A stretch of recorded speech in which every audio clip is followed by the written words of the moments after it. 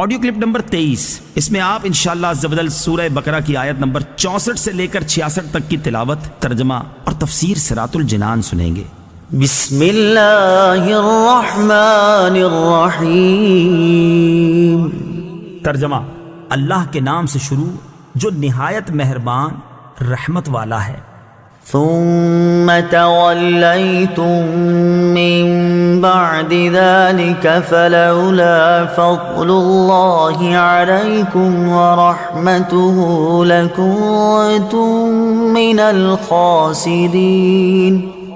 ترجمہ: اس کے بعد پھر تم نے روح گردانی اختیار کی تو اگر تم پر اللہ کا فضل اور اس کی رحمت نہ ہوتی تو تم نقصان اٹھانے والوں میں سے ہو جاتے۔ فضل اللہ، اللہ کا فضل، تفسیر صراط الجنان میں ہے۔ یہاں فضل و رحمت سے یا تو توبہ کی توفیق مراد ہے کہ انہیں توبہ کی توفیق مل گئی، اور یا عذاب کو مؤخر کرنا مراد ہے، یعنی بنی اسرائیل پر عذاب نازل نہ ہوا بلکہ انہیں مزید مہلت دی گئی۔ ایک قول یہ ہے کہ فضل الہی اور رحمت حق سے حضور سرور عالم صلی اللہ تعالی علیہ وسلم کی ذات پاک مراد ہے، اور معنی یہ ہے کہ اگر تمہیں خاتم المرسلین صلی اللہ تعالی علیہ وسلم کے وجود کی دولت نہ ملتی اور آپ صلی اللہ تعالی علیہ وسلم کی ہدایت نصیب نہ ہوتی تو تمہارا انجام ہلاک و خسران ہوتا۔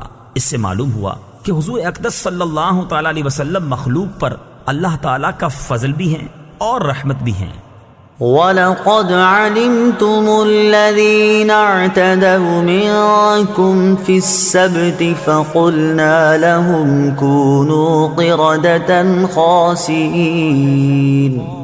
ترجمہ: اور یقیناً تمہیں معلوم ہیں وہ لوگ جنہوں نے تم میں سے ہفتے کے دن میں سرکشی کی تو ہم نے ان سے کہا کہ دھتکارے ہوئے بندر بن جاؤ۔ الذین اعتدوا، جنہوں نے سرکشی کی، تفسیر صراط الجنان میں ہے۔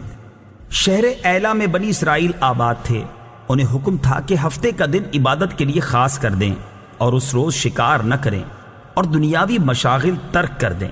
ان کے ایک گروہ نے یہ چال چلی کہ وہ جمعہ کے دن شام کے وقت دریا کے کنارے کنارے بہت سے گڑھے کھودتے اور ہفتے کے دن ان گڑھوں تک نالیاں بناتے جن کے ذریعے پانی کے ساتھ آ کر مچھلیاں گڑھوں میں قید ہو جاتی، اور اتوار کے دن انہیں نکالتے اور کہتے کہ ہم مچھلی کو پانی سے ہفتے کے دن تو نہیں نکالتے۔ یہ کہہ کر وہ اپنے دل کو تسلی دے لیتے۔ 40 یا 70 سال تک ان کا یہی عمل رہا، اور جب حضرت داؤد علیہ نبینا علیہ الصلوۃ والسلام کی نبوت کا زمانہ آیا تو آپ علیہ الصلوۃ والسلام نے انہیں اس سے منع کیا اور فرمایا کہ قید کرنا ہی شکار ہے جو تم ہفتے ہی کو کر رہے ہو۔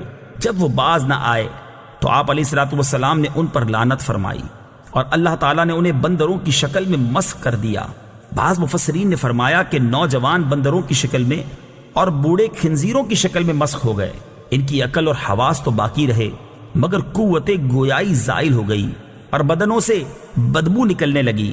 وہ اپنے اس حال پر روتے رہے یہاں تک کہ 3 دن میں سب ہلاک ہو گئے، ان کی نسل باقی نہ رہی، اور یہ لوگ 70,000 کے قریب تھے۔ اس واقعے کی مزید تفصیل سورہ اعراف کی آیت 163 تا 166 میں آئے گی۔ حیلہ کرنے کا حکم۔ یاد رہے کہ حکم شرعی کو باطل کرنے کے لیے حیلہ کرنا حرام ہے جیسا کہ یہاں مذکور ہوا، اور حکم شرعی کو کسی دوسرے شرعی طریقے سے حاصل کرنے کے لیے حیلہ کرنا جائز ہے، جیسا کہ قرآن پاک میں حضرت ایوب علیہ السلام کا اس طرح کا عمل سورہ صاد آیت نمبر 44 میں مذکور ہے۔ فَجَعَلْنَاهَا نَكَالًا لِمَا بَيْنَ يَدَيْهَا وَمَا خَلْفَهَا وَمَوْعِظَةً لِلْمُتَّقِينَ۔ ترجمہ: تو ہم نے یہ واقعہ اس وقت کے لوگوں اور ان کے بعد والوں کے لیے عبرت اور پرہیزگاروں کے لیے نصیحت بنا دیا۔ نکالن، عبرت، تفسیر صراط الجنان میں ہے۔ اس سے معلوم ہوا کہ قرآن پاک میں عذاب کے واقعات ہماری عبرت و نصیحت کے لیے بیان کیے گئے ہیں، لہٰذا قرآن پاک کے حقوق میں سے ہے کہ اس طرح کے واقعات و آیات پڑھ کر اپنی اصلاح کی طرف بھی توجہ کی جائے۔